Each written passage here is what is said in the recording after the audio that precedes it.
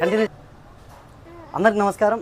కేశాల దానం క్యాన్సర్ బాధితులో మోములో చిరునవ్వు చిందించడానికి helping minds గొప్ప ఆశయంతో మొదలుపెట్టడం జరిగింది. గత 2 ఏళ్ల కాలంలో ఎంతోమంది మహిళలు, చిన్నారులు ఈ కేశాల దానంలో స్వచ్ఛందంగా ముందుకు వచ్చి కేశాల దానం చేయడం జరిగింది.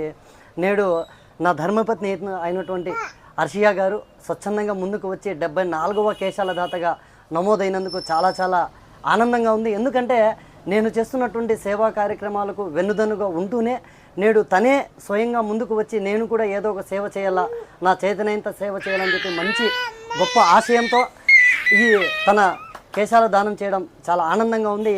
ఈ కేశాలు దానం చేయడం అంటే మహిళలు తమ అందాన్ని సగం దానం చేయడమే. అంతటి గొప్ప మనసున్నటువంటి నా ధర్మపత్ని అర్షియాకి ప్రత్యేక ధన్యవాదాలు తెలుపుకుంటున్నాను.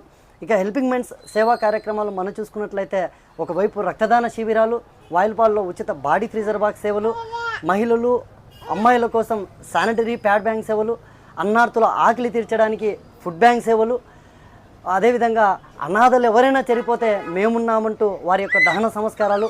ఇక ఈ కేశాల దహనం విషయానికి వస్తే కన్నా 4th స్టేజ్లో కీమోథెరపీ చేయాల్సి వస్తుంది. వారికి మానసికంగా అండగా నిలబడాలని చెప్పి ఎవరైనా ఆంధ్రప్రదేశ్ రాష్ట్ర వ్యాప్తంగా విగ్గులు కావాలంటే హెల్పింగ్ మైండ్ సంస్థ పూర్తి ఉచితంగా అందిస్తుందని ఈ సందర్భంగా తెలియజేసుకుంటున్నాం. అదేవిధంగా ఈ కేశాల దానంలో వచ్చేవారికి హెయిర్ కట్ చేస్తున్నటువంటి వీడియో బ్యూటీ పార్లర్ చల్లా విజయలక్ష్మి మేడం గారు కూడా ప్రత్యేక ధన్యవాదాలు తెలుపుకున్నాను. మరీ ముఖ్యంగా నా ధర్మపత్ని అర్షియాకు ప్రత్యేక ధన్యవాదాలు, కృతజ్ఞతలు తెలుపుకుంటూ అందరూ బాగుండాలి, అందరూ మనం ఉండాలి. జై భారత్.